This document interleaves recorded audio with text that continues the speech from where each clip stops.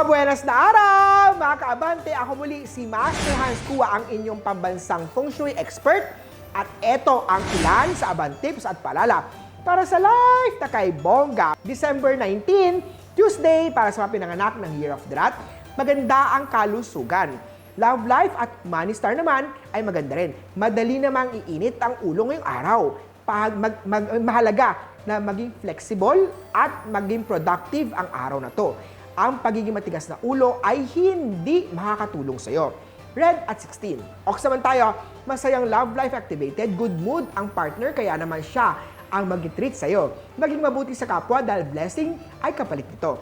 Green at 8. Tiger naman tayo, may investment luck pagdating sa inyong mag-asawa. Brown at 19. Rabbit naman tayo, hindi man kagaya ng iba, iwasan ang pagiging magkumpara mo. Ikukumpara ang sarili sa ibang tao, hindi ang swerte.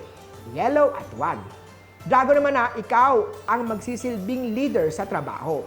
Huwag mahiyang sabihin ang iyong tunay nararamdaman para sa nililigawan.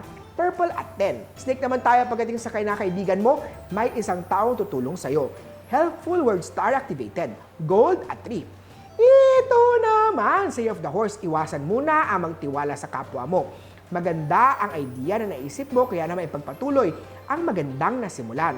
Sa career naman na magiging stable ang trabaho. Pink at 20. Goat naman tayo, pagdating sa kalusugan, huwag basta maliitin ang iyong nararamdaman, agad na itong ipacheck kay Doc. Sa pamilya naman, masayang pamilya ay activated. Maroon at 5. Monkey, conflict day to day. May taong sisira ng iyong plano. Pagdating sa pera, may perang posibleng mawalan. Iwasan ang pagiging magastos sa mga bagay na hindi naman kinakailangan. Aqua at 17. Rooster naman tayo, magandang kalusugan ay activated. Pag-exercise, huwag kalimutan araw-araw din. Pagdating naman sa love life, mas bigyan ng pansin ang hiling ni Sweetheart dahil tama ang kanyang desisyon. Silver at 2. Dog naman tayo, ikaw ay may malasakit sa kapwa mo kahit hindi sila lagi mabuti sa'yo. May money luck star din. Peach at 7. Pig naman tayo, pagdating sa gawain, magiging successful ang pinaplano. Pagdating naman sa kaibigan, tunay, may isang taong inaasahan sa lahat ng bagay. White at 11. Huli po, ito po yung magabay patnubay lamang ni Master Hans. Kayo pa rin gumagawa ng swerte sa buhay dahil nasa palad yung nakasalalay ang inyong tagumpay.